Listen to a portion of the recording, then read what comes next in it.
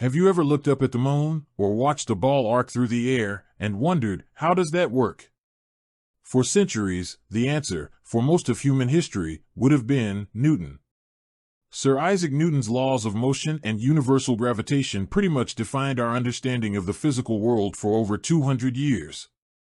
They form the bedrock of what we call classical physics, and they still explain a mind-boggling amount of what we observe every single day. But here's the thing, physics has moved on. Far, far on. We're talking quantum mechanics, relativity, string theory, and a universe of concepts that would make Newton's powdered wig spin. So, if you're just starting your journey into the incredible world of physics, a world brimming with everything from the smallest subatomic particles to the largest galaxies, where should you begin? Should you dive headfirst into the comforting, intuitive embrace of Newtonian mechanics, or should you brave the mind-bending, counterintuitive realms of modern physics right from the get-go? This isn't just an academic debate, it's a fundamental question for anyone eager to unravel the universe's secrets. Stick around, because we're about to explore why Newton might be the best starting point, why others offer tantalizing alternatives, and ultimately, which path is truly best for the budding physicist. Let's begin with the grand old master himself, Sir Isaac Newton. His work, primarily laid out in his Philosophiae Naturalis Principia Mathematica, the Principia, is a monumental achievement. At its core are three laws of motion and the law of universal gravitation.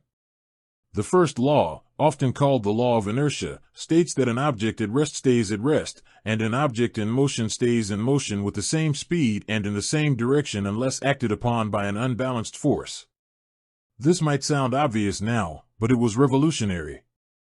Before Newton, many believed objects naturally came to rest unless continuously pushed. Inertia explains why your phone doesn't fly off the dashboard when your car takes a sharp turn, or why a hockey puck slides across the ice until friction and air resistance finally stop it. It establishes a fundamental concept: forces cause changes in motion, not motion itself. Then there's the second law, often summarized as F equals ma, force equals mass times acceleration. This is the workhorse of classical mechanics. It quantifies the relationship between force, mass, and how much an object speeds up, slows down, or changes direction. If you push a shopping cart, it accelerates. Push it harder, it accelerates more. Push an empty cart versus a full one with the same force, and the empty one accelerates more because it has less mass. This law allows us to predict with incredible precision how objects will move when subjected to forces. It's the reason engineers can design bridges that stand tall, rockets that reach space, and cars that handle safely. And finally, the third law: for every action, there is an equal and opposite reaction. Push against a wall, and the wall pushes back on you with the same force. The thrust from a rocket pushing exhaust gas downwards is met with an equal and opposite force pushing the rocket upwards. This law highlights the interactive nature of forces and is crucial for understanding how systems of objects behave. Beyond these laws, Newton's law of universal gravitation ties it all together. Every particle attracts every other particle in the universe with a force that is directly proportional to the product of their masses and inversely proportional to the square of the distance between their centers. This elegant equation explains why apples fall from trees, why planets orbit the sun, and why tides rise and fall. It unified terrestrial and celestial mechanics, showing that the same laws govern the cosmos and the world right outside your window. So, why is Newtonian physics such a fantastic starting point for beginners? First, it's intuitive. We experience Newtonian physics every day. When you throw a ball, ride a bike, or even just walk, you are witnessing and interacting with these laws. They align with our macroscopic, everyday experience of the world. This makes them easier to grasp conceptually because you have real-world analogies to draw upon. You don't need to wrap your head around invisible forces or bizarre quantum phenomena to understand why a bowling ball knocks down pins. Second, it provides a robust foundation. The concepts introduced in Newtonian mechanics, force, mass, acceleration, momentum, energy, work, are absolutely fundamental to all branches of physics. Even in quantum mechanics and relativity, these concepts are adapted and extended, but their classical definitions provide the initial mental framework. Learning how to analyze forces, calculate velocities, and understand energy conservation in a simple, predictable system builds essential problem-solving skills that are transferable. Third, the mathematics is manageable.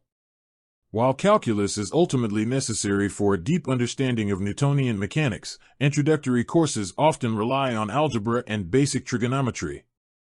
This allows beginners to focus on the physics concepts without being overwhelmed by advanced mathematical tools. Once those foundational concepts are solid, introducing calculus to handle more complex scenarios becomes a natural progression. Fourth, it's incredibly practical. From designing buildings and vehicles to launching satellites and understanding sports, Newtonian physics remains indispensable. Most engineering disciplines rely heavily on classical mechanics.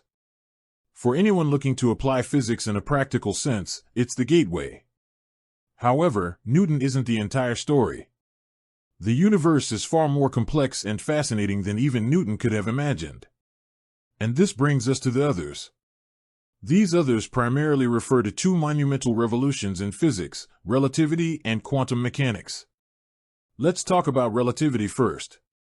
Albert Einstein's theories of special and general relativity shattered the Newtonian notions of absolute space and time. Special relativity, proposed in 1905, deals with objects moving at constant velocities relative to each other, especially at speeds approaching the speed of light. Its two postulates, that the laws of physics are the same for all observers in uniform motion, and that the speed of light in a vacuum is the same for all inertial observers, regardless of the motion of the light source or observer, lead to truly mind-bending consequences: time dilation, moving clocks run slower, length contraction, moving objects appear shorter in their direction of motion, and the equivalence of mass and energy, E equals mc. 2. General relativity, developed a decade later, incorporates gravity. Instead of gravity being a force, Einstein proposed that it's a curvature of spacetime caused by mass and energy. This means massive objects warp the fabric of the universe around them, and what we perceive as gravity is simply objects following the shortest path through this curved spacetime.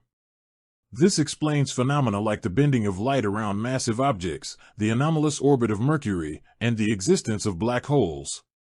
With that said, thanks for watching, and until next time.